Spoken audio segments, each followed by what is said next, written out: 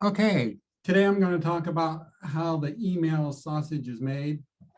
My goal is to provide a level of understanding that will make you more comfortable with the way mail works, so you can feel safe adding additional email accounts and switching from one email provider to another. Dale, Yeah, your audio is a little low. is it really? Okay. Yeah. I'll sit closer. I'll talk about things like POP and IMAP, servers, clients, apps, and accounts. I know that sounds too technical, but bear with me. I'll make it as basic and easy as possible. I'll include a tip or two, then we'll focus on what it means to have multiple email accounts and how to use them. From there, we'll look at what it takes to switch email apps, and we'll wrap up with a quick review of common formatting problems, then end this section with a handy shortcut before we move on to contacts in part B of the two-part presentation. So mail consists of a server, an account, and a client. There are two main ways that mail communicates between the server and your client, POP and IMAP. So let's look at these in more detail.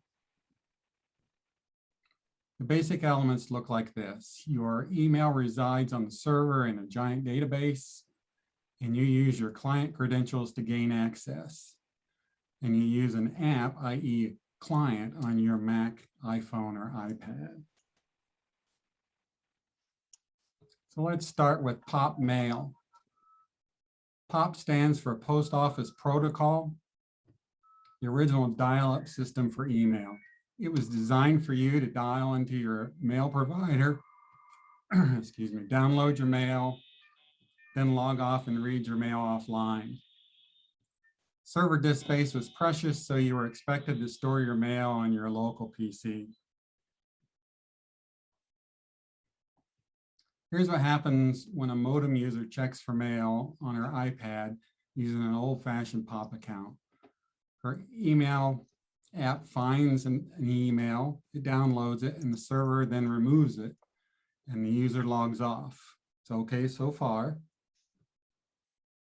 But then later she checks her mail on her phone or her computer, and there's no mail there, including the mail that she had already downloaded on her iPad, because it's only on the iPad. And that's not what we want nowadays. So POP doesn't really work well with multiple devices like a computer, an iPad, and a telephone. POP has been enhanced, and it's really just a lot of duct tape and baling wire. It just wasn't designed for the modern internet. And it can be complicated to set up. There's server names, encryption choices, data files. It's not good. So let's move on to look at IMAP. IMAP is the modern email protocol. IMAP stands for Internet Message Access Protocol. Let me get a drink of water here. Dale, while you're drinking your water, can we ask, you're still really low. Really? Yeah, you're too far away, or the audio, we can't hear you that well. Wonder if I can change my input volume. I can hear you fine. I can hear you fine. Okay, I can hear everyone, you fine as well. thank you. Appreciate it. I'd say it's adequate. It's okay, but thanks for bringing the point up, Sheeta. All right, thank you. Okay. So Better. let's see where we're Yeah. at. Okay. So IMAP was designed to be for the always-on internet with mail primarily stored on the server. IMAP works well with multiple mail clients such as the Mac, the iPhone, the iPad, PC, and Android, and includes the ability to store on the server and locally. And IMAP is our best option today. So we will focus on IMAP for the rest of this presentation.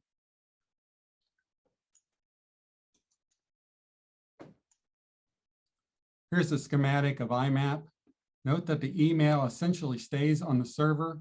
Copies of the email are synced each time you check your mail. Now you can see all your mail on all your devices, and it looks the same everywhere. That's all we're going to say about POP and IMAP. If you have a choice, always pick IMAP. If you aren't offered a choice, then it's already chosen IMAP for you. So let's move on to the user interface. And before we do we have any questions? I don't see any. Good. If you have questions, put them in the chat. So user interface. The user interface is the part you see and work with. It's the client in the client server model. And it can be a mail application like Apple's Mail or the Gmail mail app, or it can be a web browser interface. To recap and put the client into perspective, the server is like the US Post Office.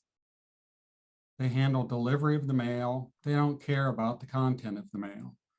The account includes your ID, your password, and your personal mail data in the main database. The client is the software that you use. Your client talks to the server over the internet and displays the mail content on your machine.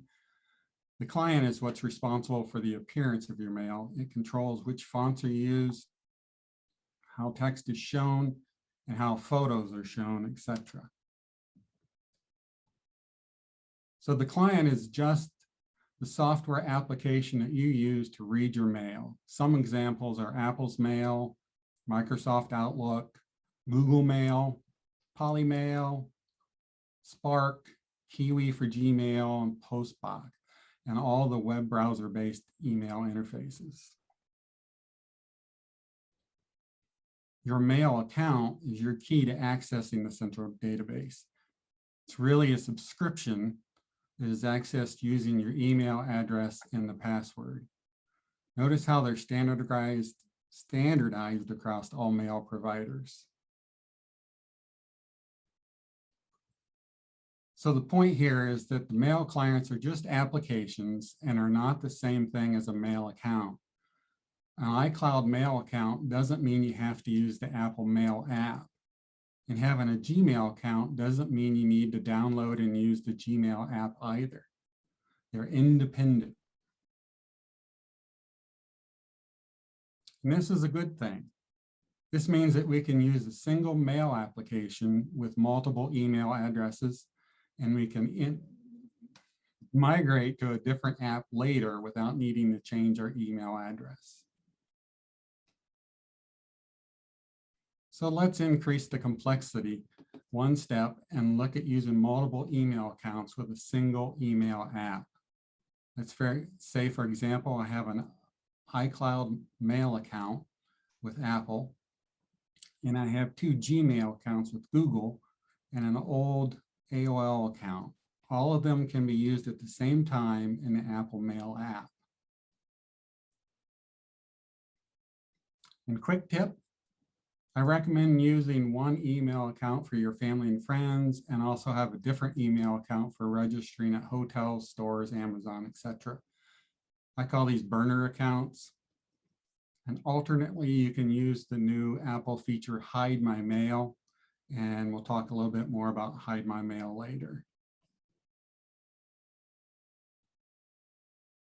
So here's what multiple email accounts look like in the Mail app. First, Apple calls mail accounts mailboxes. Of course they do. So under mailboxes, we have the master inbox. Selecting the master inbox will show the mail from all accounts at the same time. So saying, oh, I never checked that account isn't an excuse, really. If you want to look at a single account at a time, just select that account. I've selected my personal Gmail account here. It's that simple. Did someone say, but what about sending mail? How do I know what account my mail is being sent from? Well, I'm glad you asked. The Mail app uses the selected account as the sending address, but you can change this on the fly. Simply click on your From address and select the account you want to use. You can do this at any time before you hit the Send button.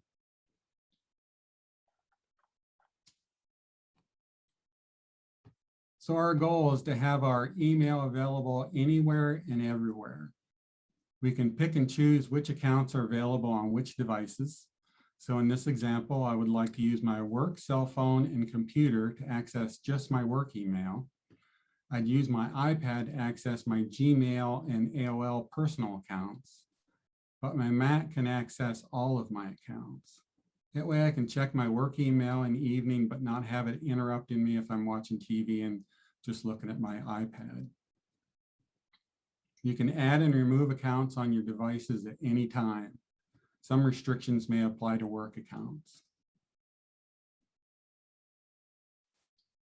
There are so many email apps. So how do I choose the best one? Well, it's like ice cream. We all have our favorite flavor. I use Apple's Mail app. 9 to 5 Mac maintains a list of the best email apps they publish every year. And I've included the link, it's in the chat, if you want to check out their best email apps of 2020. Or you can do a DuckDuckGo search for best email app of 2020.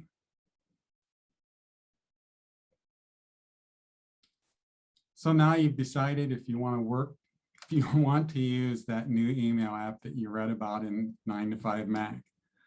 It's actually fairly easy. First, you download the new client from the App Store. Second, you add your accounts to that app.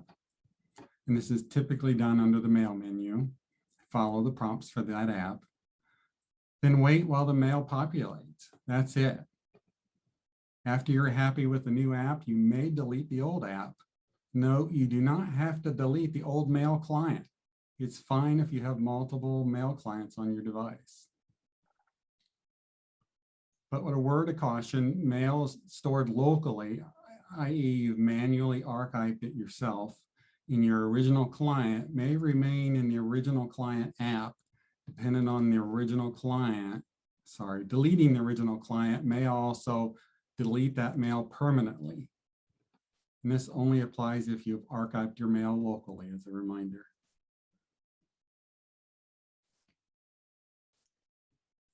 And each device can use a different mail app.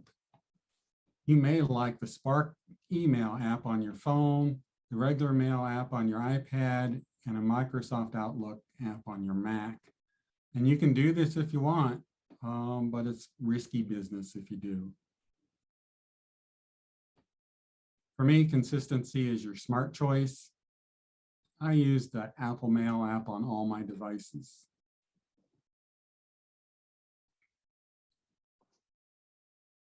And finally, web clients. It's important to know that using your web browser is a viable and reasonable way to access your email instead of using a dedicated application. Typically, each email brand will have their own web client.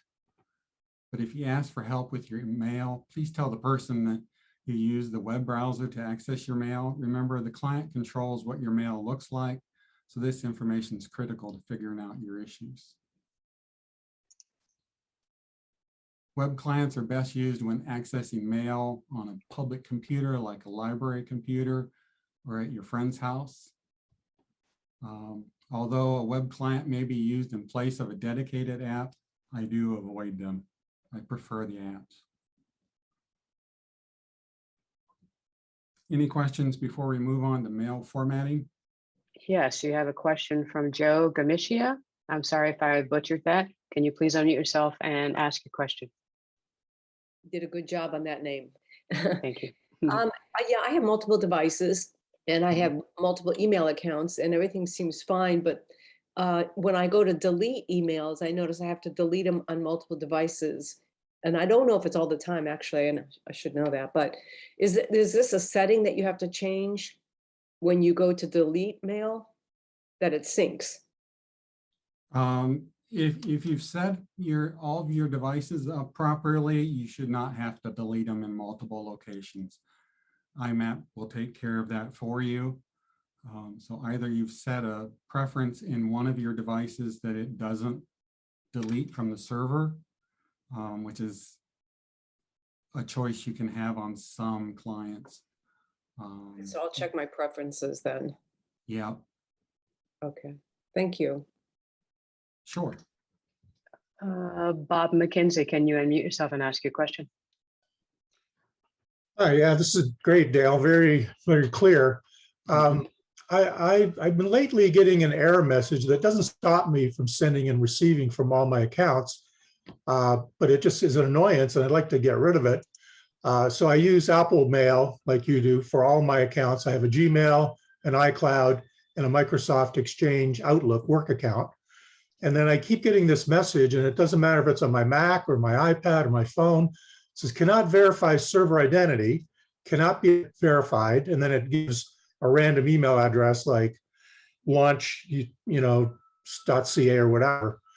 So I cancel the pop-up and I can send and receive no problem, but just an annoyance that keeps coming up. Where can I look to see where this cannot verify server identity comes up? I looked in the settings and I can't seem to find any problem. I don't know. Yeah, I've done the Apple support pages and I haven't found anything yet. Yeah, I really don't know. When you get into the work-based Microsoft world, adding it, they tend to add some security features so that they can control if you keep their work emails or not after you leave. Yeah. And that can really complicate matters. And actually that's not a bad idea. Maybe what I could do to troubleshoot this is I'll temporarily cancel my Microsoft Outlook account and then just use the other two on Mac Mail and see if that message goes away. Yeah. And at least that'll narrow it down to that's likely the odd one out. Yeah, I would give that a try. Yeah, thank you. Okay. Mhm. Okay, all right.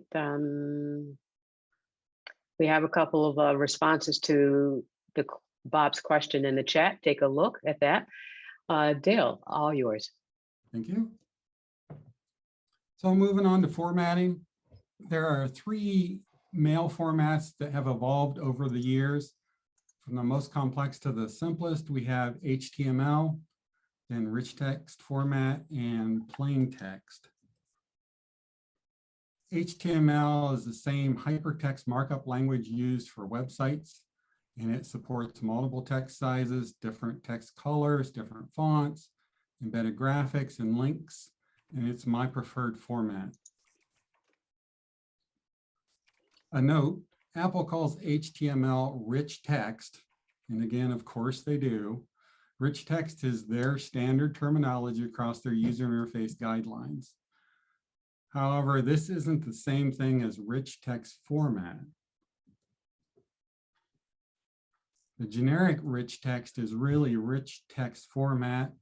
It has similar features to HTML, but it has some real limitations with images like no moving graphics, no GIF files. So RTF is actually the legacy Word file format brought into the email environment by Microsoft.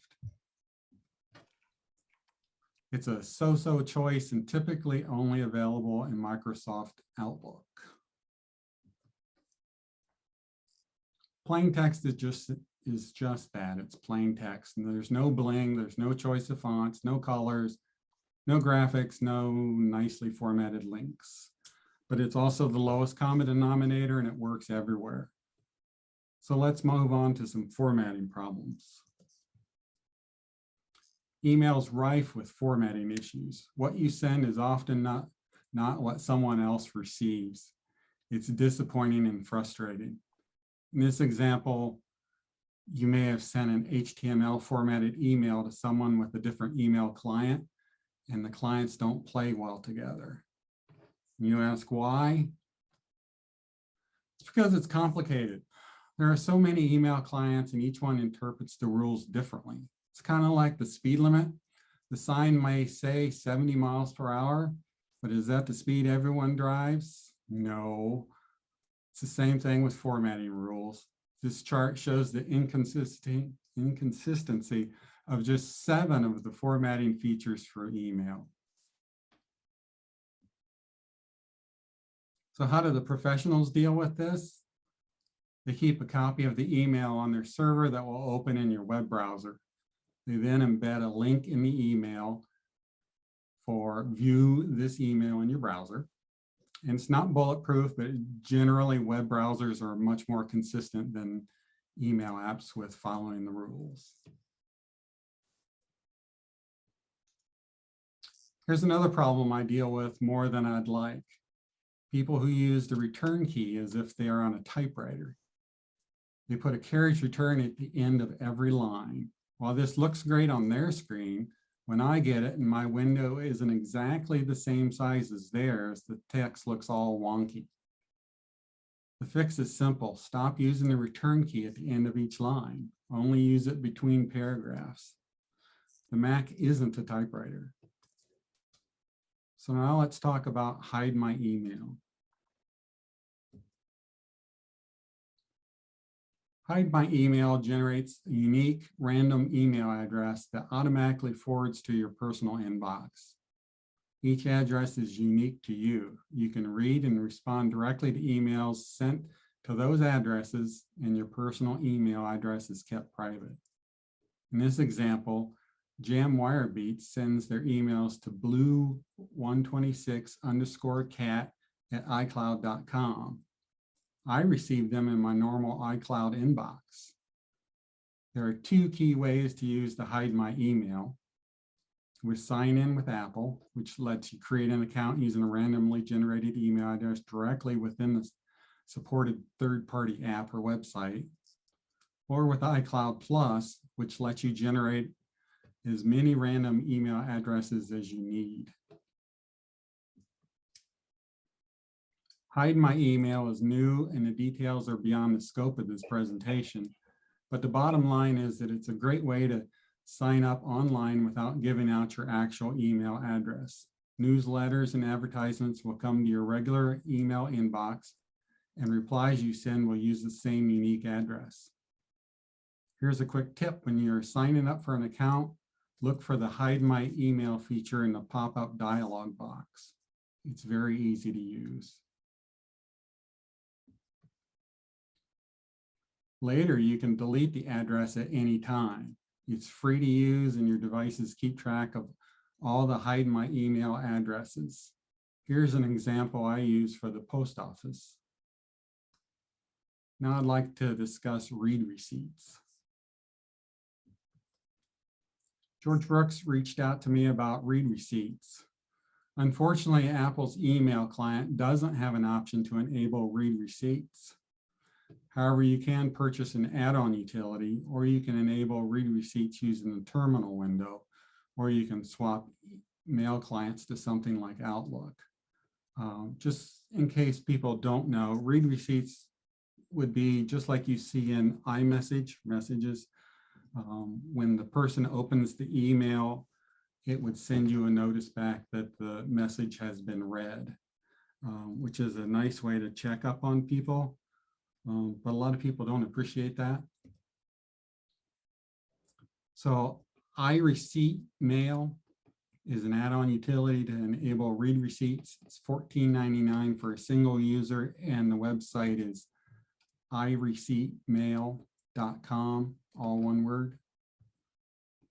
And note, your mail recipient will be asked for permission before their system sends the read receipt. So that may defeat the entire purpose of asking the request for receipt.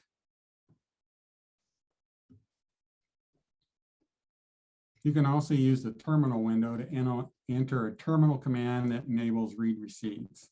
I've included the links to 2 articles that describe in detail how to format the commands to enable and disable receipts. Terminal commands are way beyond the scope of this presentation, so I'm not going to go into that detail.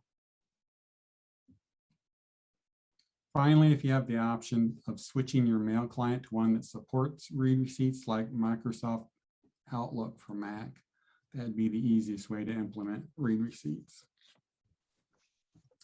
Before we move on to custom email domain, do we have any more questions? Yes, Donna, can you unmute yourself and ask your question?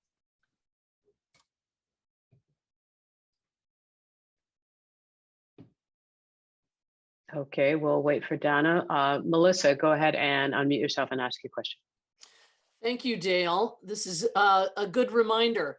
I'm sending email to like 60 people from my Apple account. And I think some people, it's going in, well, and this is sending them as a BCC.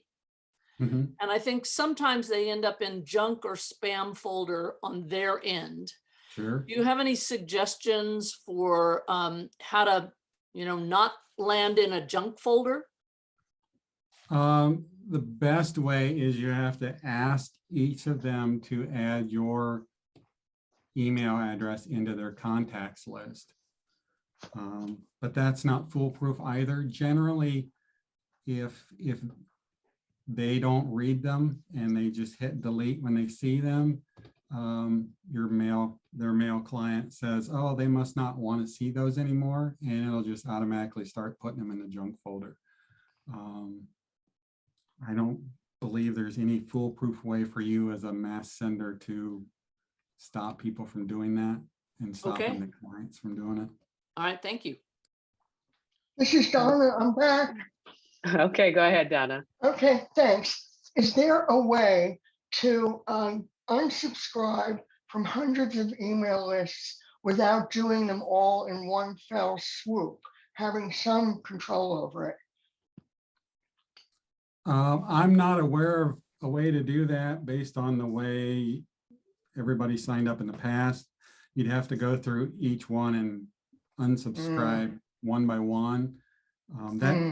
That is a nice feature of using Hide My Email, is that if you get tired of being on that subscription list, you can delete that Hide My Email address, and you'll no longer get those mailings anymore. So they're trying to address that kind of a concern, but you're not using Hide My Email for hundreds of lists in the past. Okay.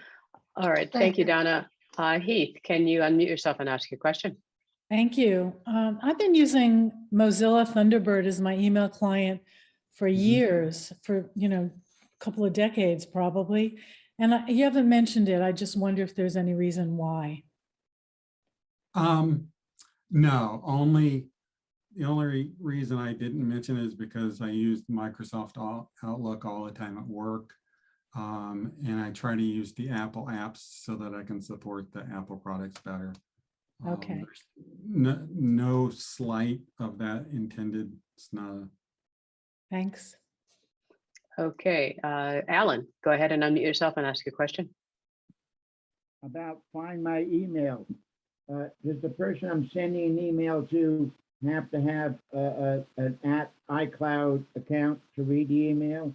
And second of all, when it comes to that person, does it come with an address that person will not recognize, and therefore maybe that person won't even open it?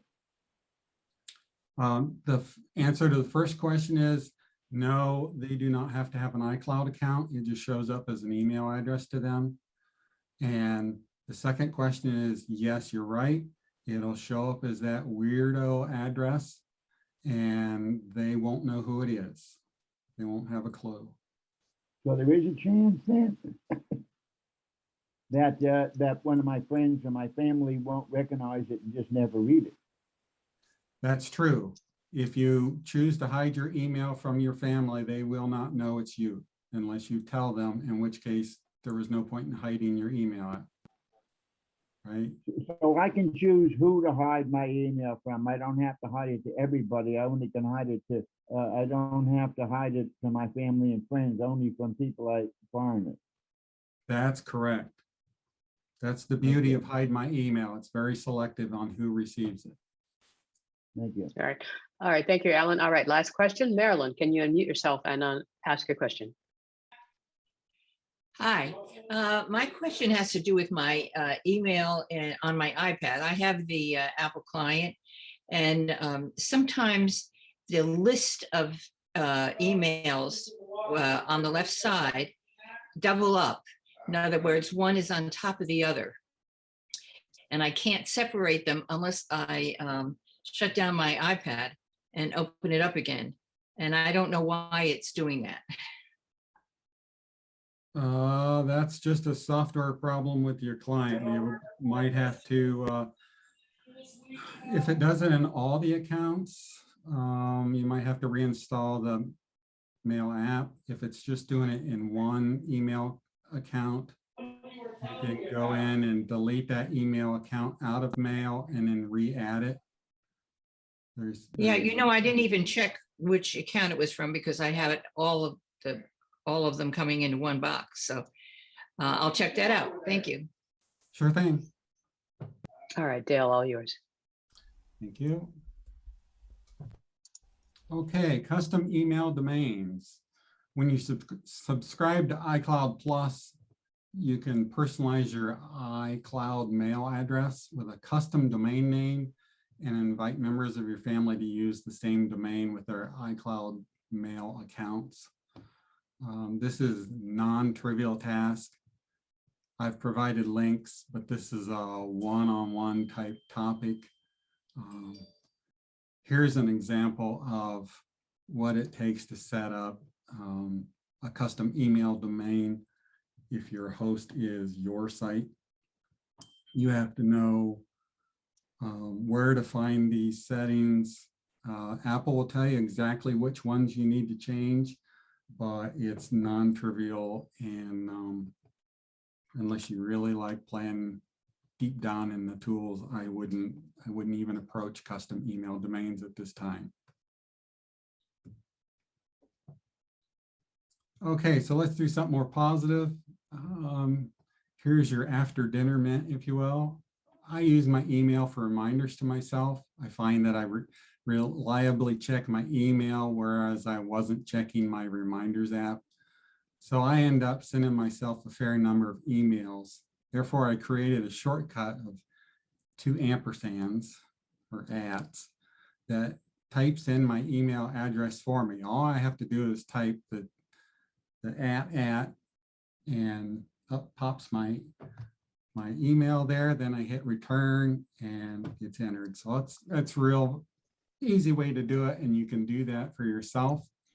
Here's how you set it up. It's just a text replacement. It's available in your general settings. The phrase is what you want the final text to be, and the shortcut is what you actually type.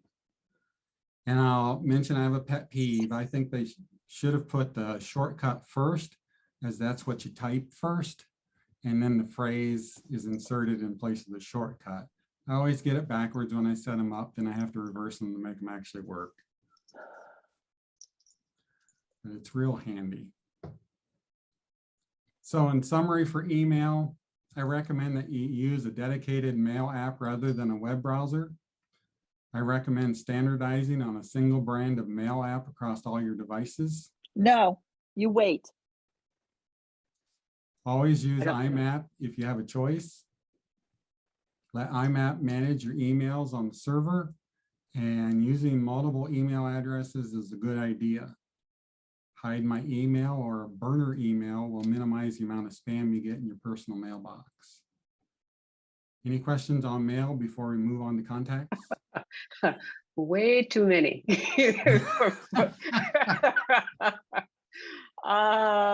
Let me see which one might be the easiest to get out of. Okay. All right, Bob Jacobs, can you unmute yourself and ask your question, please? Yes, ma'am. I have used, I use the Apple Mail client, and I try to redirect an email that I got to somebody else. And lately when I do that, and not just lately, it's probably been the last year when I do that, I get a message back that says, cannot send message using the server iCloud. I try to change the server because I've got several available, and it still does the same thing. It won't send them. Mm-hmm. Yeah. What's part of the complexity of having multiple email accounts?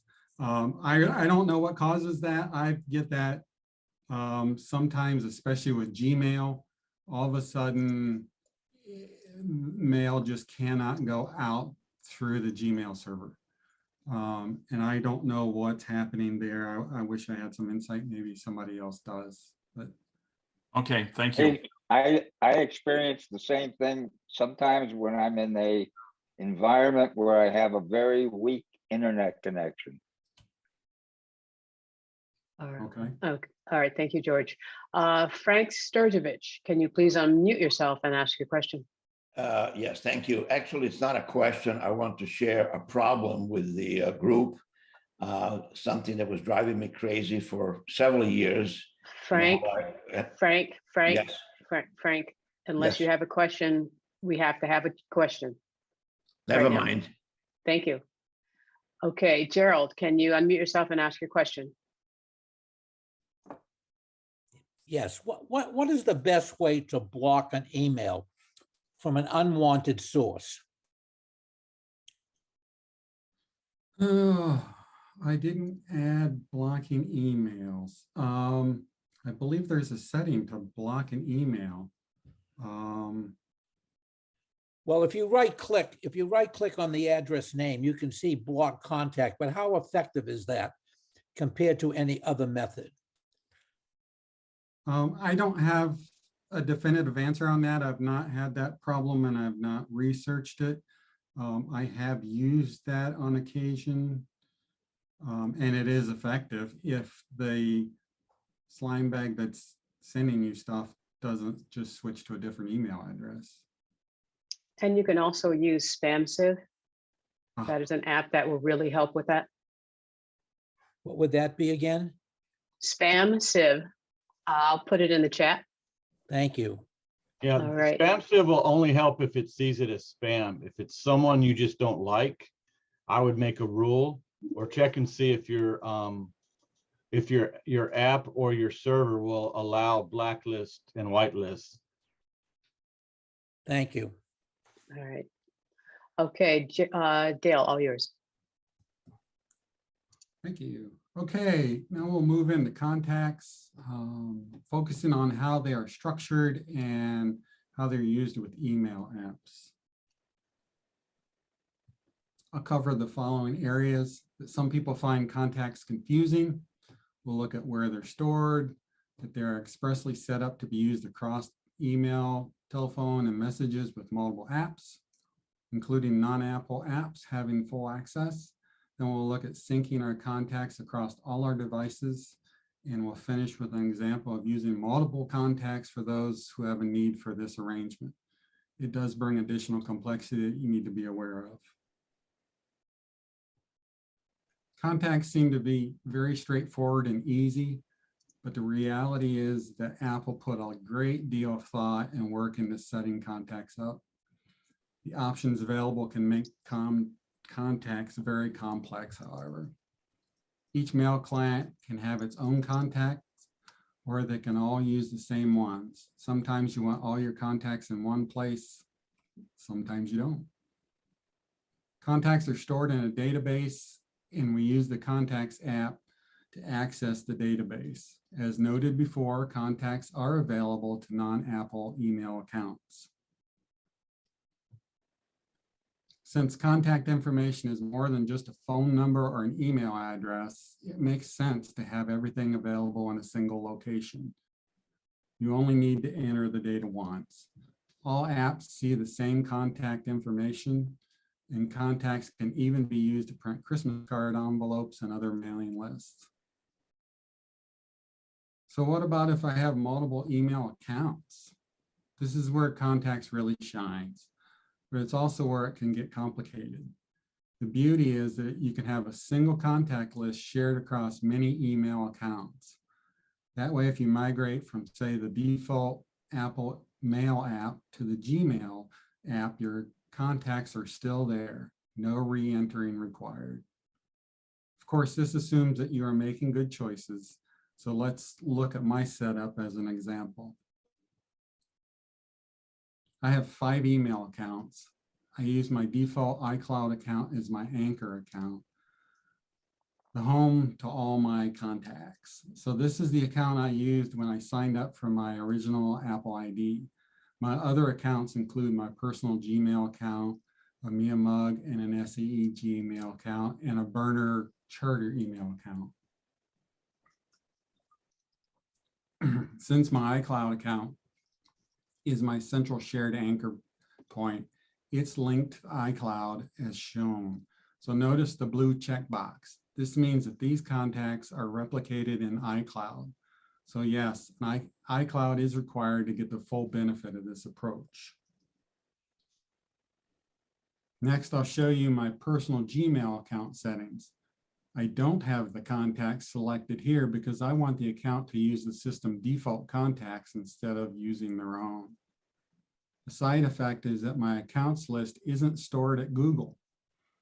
I know, they still know who I've emailed and who has emailed me, but they don't have access to everyone's home address or their phone numbers, birthdays, etc. At least not from me. So now we'll look at my MiaMug and SAE Gmail accounts. Again, contacts is not selected, and these share my main contact list. I didn't have to re-enter any contact information when I created these accounts. They just worked right away with my existing contacts, which also means if I deleted one of them, I wouldn't lose any of my contacts. That keeps me in full ownership and control of all my contacts. And finally, my Burner Charter/Spectrum account, it too leverages my contacts. Notice that the account information looks different from the earlier ones. That's because Spectrum hasn't partnered with Apple like Google, Yahoo, and others have. The point here is that the contacts associated with this account are not checked. Okay, so now we have our Mac all set up. iCloud is used as my primary single contacts list across all 5 of my accounts. Now we'll look at my other devices. My iPad and my iPhone alongside my Mac are shown here. The Mac, which is run in Monterey, by the way. These features of contacts have been around for years. On the iPad, we go to Settings, scroll down to Passwords and Accounts, then ensure Contacts is green, meaning using the iCloud contacts list. The iPad is now identical to the Mac. I repeated the same steps on my iPhone. Contacts is green. The Mac screen is repeated here for reference so you can see all 3 at once. It's that easy. So any questions before we move on to having multiple contact lists? Yeah, give me a second. Someone had a question about their iPad not syncing. You know who you are. This list is very long.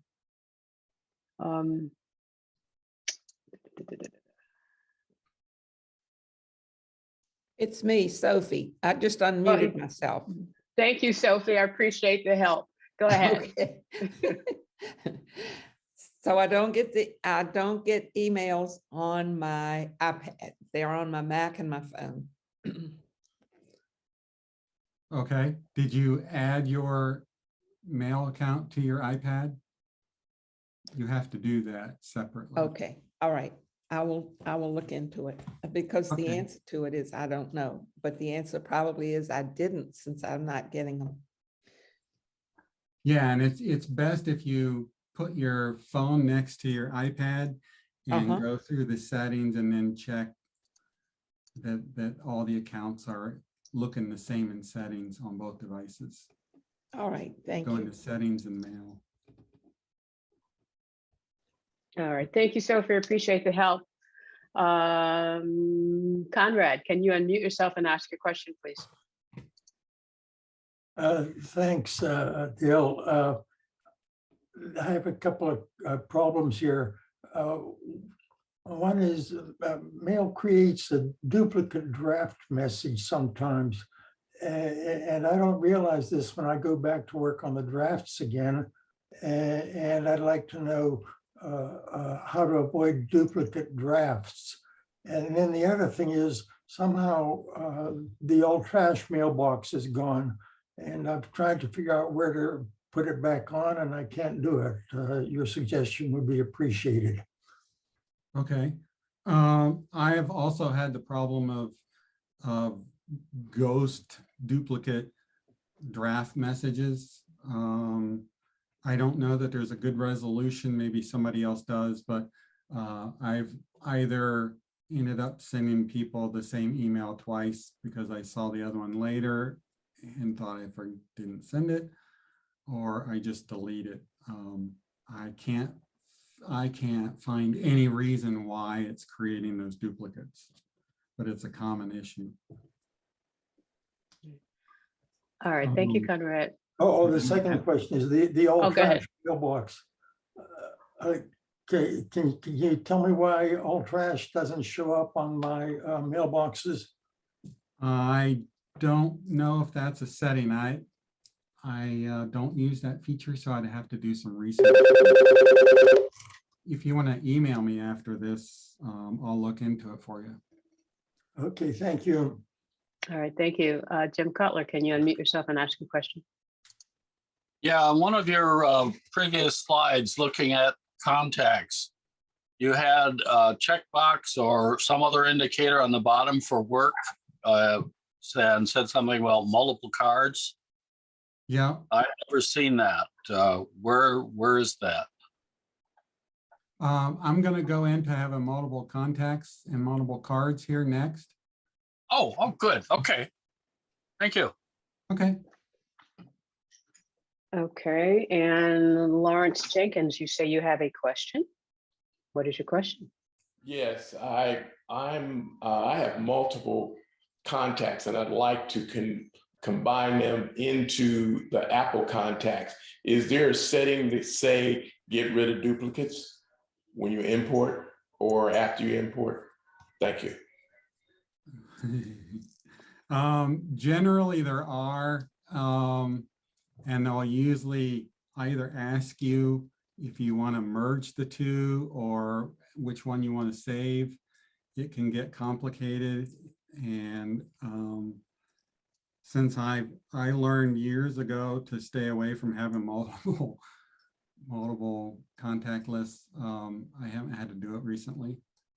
So I don't know how Apple is handling it in the latest release. So other than saying it should work, I don't have any advice. Sorry about that. All right, all yours, Dale. Thank you.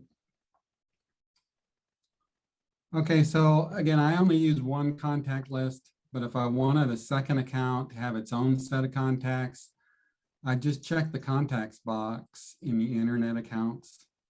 Now, Apple Contacts will include a separate set of contact cards for each account. They will reside in the same database, but for all practical purposes, they're really independent lists. So here's why you may want to do this. Say you're a sales rep and you have a friend named Ron, who's also one of your customers. So in this example, we want to have one contact card for Ronald, the customer, and a separate card for Ron, the friend. That way, Ronald's work contacts don't include his personal information. And then you are free to share Ronald's contact card with your work associates.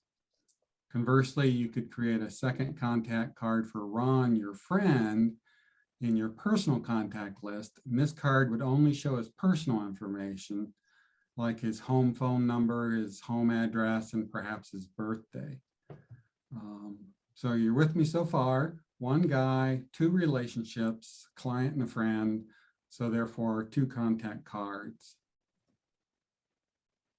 This creates a convenient way to be able to share Ronald's contact information with your work peers without sharing his personal information. And then when you move to a new company, Ronald's work contacts will be deleted, but Ron's personal information will stay in your contacts list. So that makes sense, right? But this creates new issues. Which one is the default contact list? And when you create a new contact, which account is it associated with? So you must tell Mac which account is your default account. And on your Mac, you open the Contacts app, choose Contacts and Preferences, then click General. And then you have to click on the default account pop-up menu and choose an account. So you can see it's getting complicated. Now we have new contacts. Now all new contacts will automatically be created in your selected default account. I think you can see how this is starting to get confusing, and that's why we're here today. Some of you may have gotten into this situation by accident. So now we got two contacts cards for Ron and for Ronald, who are really the same person. So, oh boy, here we go. Well, I was gonna show you how you can link the two cards together because there was a feature in Apple that lets you do that. But with the latest releases from, I don't know if it started in Monterey or the last release back, they got rid of that feature.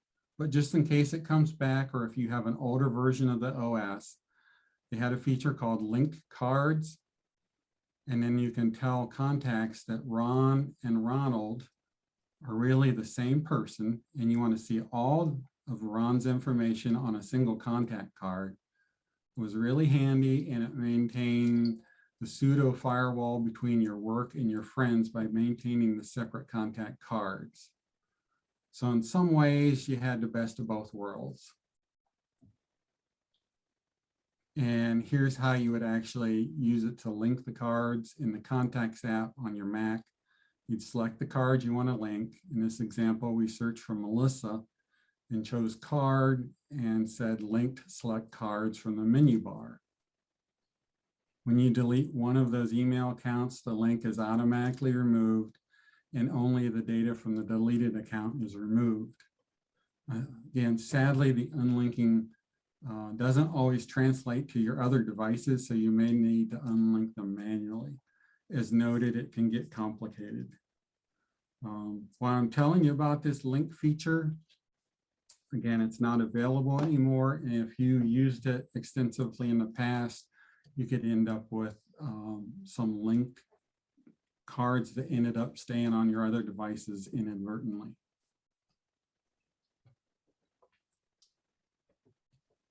So in summary, Apple has a system-wide contacts list, so contacts work across all your mail clients. I strongly recommend that you use a single contact list with iCloud and sync all your devices through iCloud. And it will get messy if you use multiple contact lists. Thanks for the opportunity to share this information with you. And if you have any more questions, I think we got 15 minutes before our time is up. Okay. Jim Cutler, can you unmute yourself and ask the question you just put in the chat? Well, I've always recommended only having a single list, even when people have different accounts, especially in family situations. I have never quite gotten the courage to believe that family sharing is ready for prime time. I assume it is now.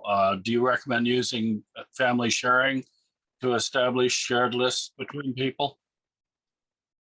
I'm in the same boat you are. It's going to get real complicated technically with family sharing. I have not chosen to go that route, just from once bitten, twice shy.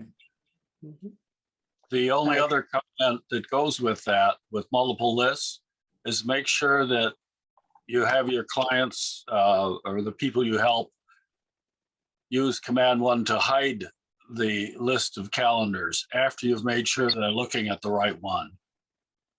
Oh, so okay. If they're both sharing his calendar, his partner uses that as the default and only displayed calendar. So that's the only, but if they don't mess it with it, it works fine. Okay. All right. All right. Thank you. Frank Sturgevich, you're on. Can you unmute yourself and make your comment?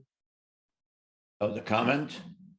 There was something you wanted to share earlier. We now have time. I was having a problem with my iPhone that I could not send an email to myself and my Yahoo email address, or that I could CC myself. I remember that. And I did not have a problem sending it to my Gmail address, and I did not have the same problem using my other devices, iPad or iMac. This was driving me crazy for several years, and I finally got to the bottom of it. The problem was that I had set my iPhone the default that all outgoing emails I BCC myself at Yahoo. So after I unchecked that, there was no problem. Again, I just wanted to share this with the group. That's very interesting. That was their problem. I find, if you don't mind, I find that a lot of people who want to BCC themselves in their emails, you don't have to, because the Apple client saves a copy of your sent email. So if you're BCCing yourself, you are in essence sending that message to yourself twice. That was a problem. Yeah. Exactly. Okay. All right, great. Thank you. I appreciate it, and I appreciate your patience. We wanted to get to the questions first, but thank you very much for sharing that. Sure. Gerald, do you have a question? I or just a want comment? to, Go ahead. yes, I just want to, this is a very important point. I just want to verify that you unchecked the contacts in your other mail clients except for the Apple Mail. So you keep all the contacts together. Whichever account you want to be your primary and your only contacts list, that's the one that's checked. It doesn't have to be the mail email, but one of them. Just have one checked and the rest are unchecked. Okay, great. Thank you very much. All right, thank you, Gerald. Greg, you have a comment, question? Yes, I have a question. Can you have two cards for yourself, one with everything in it and the other one that you can use to airdrop to people? Yeah, you can have an unlimited number of cards for yourself, but only one of them is known as your card.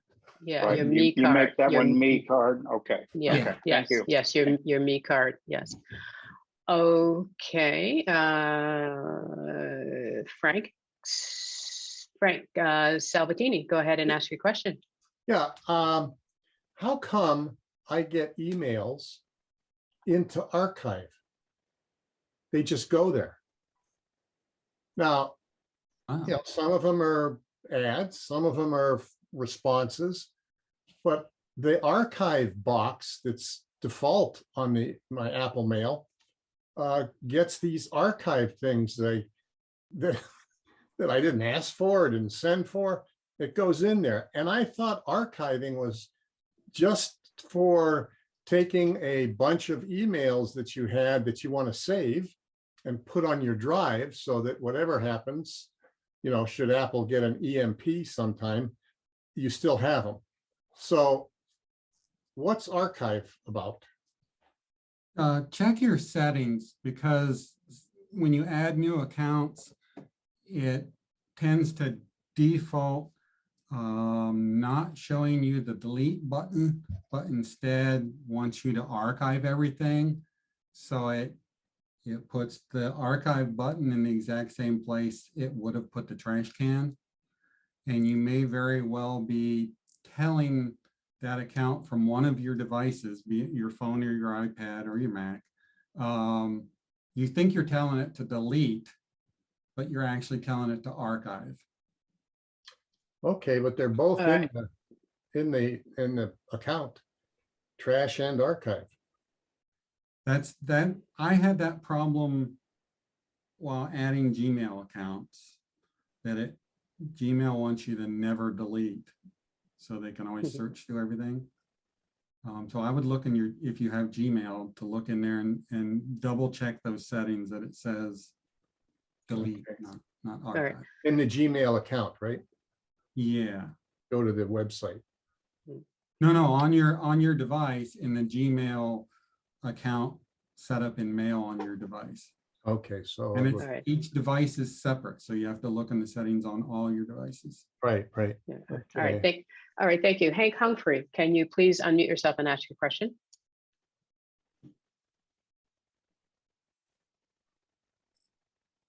Yes, sorry. All right.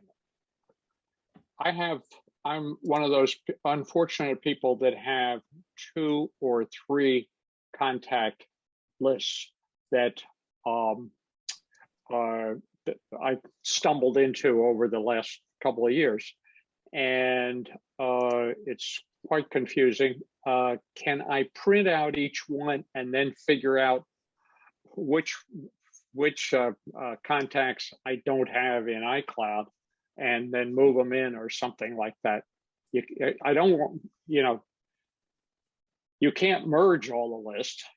I don't think. I think you have to select two contact cards to merge. But anyway, thank you. In my history, my past, it always works better to print out the contact list, even if it's a pain, and then go through with an ink pen or a marker and scratch out the ones that are okay. And then you do the minimum amount of damage to your contact list. I've found it's just too easy to make a mistake and duplicate hundreds of contacts. Yes. Try to massively do it. Yeah, I have, like 1,100 on one and 700 on another. And yeah, that's no fun to fix. Yeah. Right. Okay. Thank you. All right, Billy McKee, what's going on with your issue? Can you unmute yourself and share that with us? Thank you for your answer, Cheetah. I've had several devices where the contact lists on them have been different, and I think of a different. I've ended up with multiple contact lists, and I've also got groups within those. And Cheetah has just told me how to get rid of them out of the groups. But when I've got a list of contacts groups, once I empty them, I can't delete them. Is there any way around that on the left-hand side? If you bring up contacts. Yeah. Do you have contacts listed in the iCloud and then separate contacts listed on your computer? That's what it sounds like is going on. Now, what I've got is if you bring up contacts on a laptop, what I have with I've got all contacts, and then underneath all contacts, I've got various groups, which have some of it is duplicated, unfortunately, from merging two together. But what I've managed to do is get people out of those groups, but I've now got those listings of groups under all contacts, and I want to get rid of them. And I don't know if that's possible. Yeah, the group name is there, but when you select the group, there's no cards in the group. That's it. I've emptied them. Cheetah's told me how to do that just 5 minutes ago. So can I get rid of that card? There's an option that comes up and says export group card, but if you select it, you should just be able to delete it either from the menu or press the delete key. Yeah, if you select it, go up to edit and delete group. Which is right. Yeah, well, this is copy paste. No, something's not. I don't know. No, I don't seem to be able to see where to delete it, but it may be because it's been a migration across, you may not be able to do it. I had one of those and I just deleted it now to make sure it works. And hold on, I'll just find it. Okay. If you go up to edit, if you go up to edit, and then there's cut, copy, paste, and underneath it is delete group has suddenly appeared from nowhere. There you go. So I think if you empty the group, then you can probably delete it. Whereas up until 5 minutes ago, they were full of names. So that looks like the answer is empty it and then delete it and then rebuild it, because I've got hundreds like everybody else, and some of them are time expired and some of them are dead and gone. Okay, great. Thank you, Billy. I'm glad that was a success for you. Sorted. Thank you very much. You're welcome. Hold on. Karen McAuliffe, can you please unmute yourself and ask your question? What tips do you have for the email subject line to prevent an email from going to a receiver's junk mail? Oh. You can't do that. No. There's nothing you can do. All right, so I'm going to go on to the next question. Frank Sturdovich, you had a question now? Yes, each time I send an email to my son and his Yahoo email address for my Yahoo email address, it goes to his junk mail. He added me to his contact list, and we tried everything. So I finally gave up. I'm now sending emails to his Gmail account. Any suggestions, ideas? I don't use Yahoo. It's obviously a Yahoo setting problem. They're over aggressively choosing who goes into junk. He should be able to select your email, your account in his junk folder, and tell Yahoo that this is not a junk email. If he hasn't tried that, ask him to look in his junk folder, select your email, and maybe right click on it. See if it lets you tell Yahoo it's not junk. When you say tell Yahoo, how do you, I mean, we did that, right click on the email, particular email saying it's not junk, move to inbox. Is that what you're referring to? Yeah, there should be a menu item that says that it's not junk. We tried that. Oh, And the next email went to junk. Can you drag it to the inbox? We tried that as well. But then the next email goes automatically to the junk. Right. It doesn't learn from that. It just saves that one email. Correct. Yes. All right, well. I have an answer to that. Go ahead, Michael. Sorry. Both Gmail and Yahoo, if you go to the website and go to the mail on yahoo.com for mail, have a setting where you can actually set the email that you want and put a rule in there to have it go to your inbox. Excellent. Try Thank that. you so Thank much, you. Michael. All right, thank you. All right, everyone, I suggest that you please copy the chat. If you don't, we will send that chat out to you. There's some really good information in here. And I want to thank you for all of your questions. I apologize that we couldn't get to all of them, but we just couldn't. And thank you. Dale, would you like anything else to say? Once again, thanks for the opportunity to present. I enjoy creating these presentations and it's fun sharing.